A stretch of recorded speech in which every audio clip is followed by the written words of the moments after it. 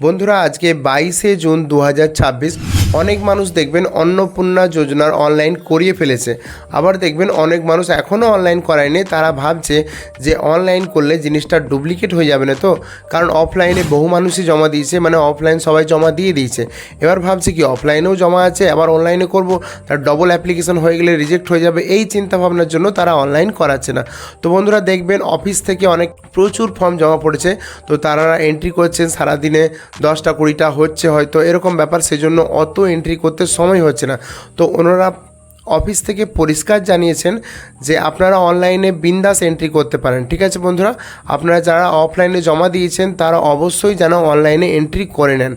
কেন বন্ধুরা, আপনারা এটাও দেখবেন যে অনলাইনে আপনারা যদি আবেদন করে থাকেন স্ট্যাটাস চেক করার অপশান নেই, এমনকি অফলাইনে জমা দিয়েছেন তাদেরও দেখবেন স্ট্যাটাস চেক করার অপশান নেই। তো আপনারা বুঝবেন কি করে যে অফলাইনে জমা দেওয়ার পরে সেটাকে আমি চেক করব কি করে যে এন্ট্রি হলো কি না?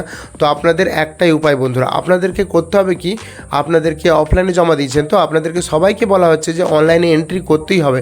এবার যখন দেখা যাবে যে আপনি যখন অনলাইনে এন্ট্রি করতে যাচ্ছেন তখন নিশ্চয়ই সাইবার ক্যাফে যাবেন বা বাড়িতে করবেন, যেখানেই করুন, যখন আপনি এন্ট্রি করবেন আপনার ডিটেলসগুলো ফিল আপ করবেন, আপনার আধার নাম্বার, ভোটার নাম্বার।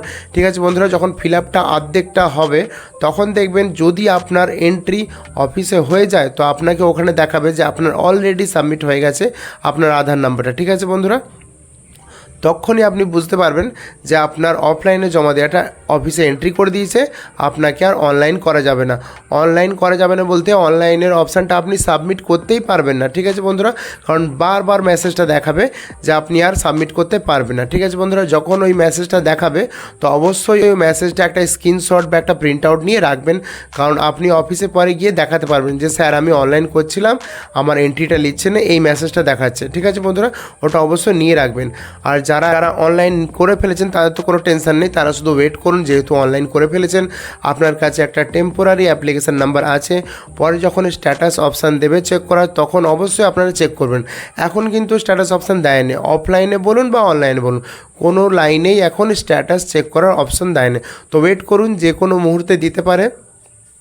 তো আর একবার আপনাদেরকে জানিয়ে দিই বন্ধুরা, যারা ভাবছেন যে অফলাইনে জমা দিয়েছি অনলাইনে দেবো কি না, তাদেরকে বলছি বন্ধুরা বিন্দাস আপনারা অনলাইন অবশ্যই করুন।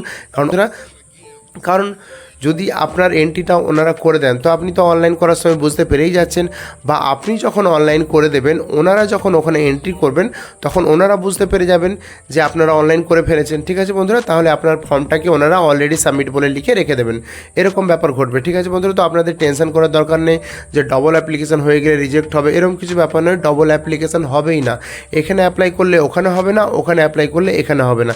তো ঠিক আছে বন্ধুরা, আপনাদেরকে অবশ্যই যারা এখনও বাকি আছেন অবশ্যই অনলাইনে এন্ট্রি করিয়ে নিন। ঠিক আছে।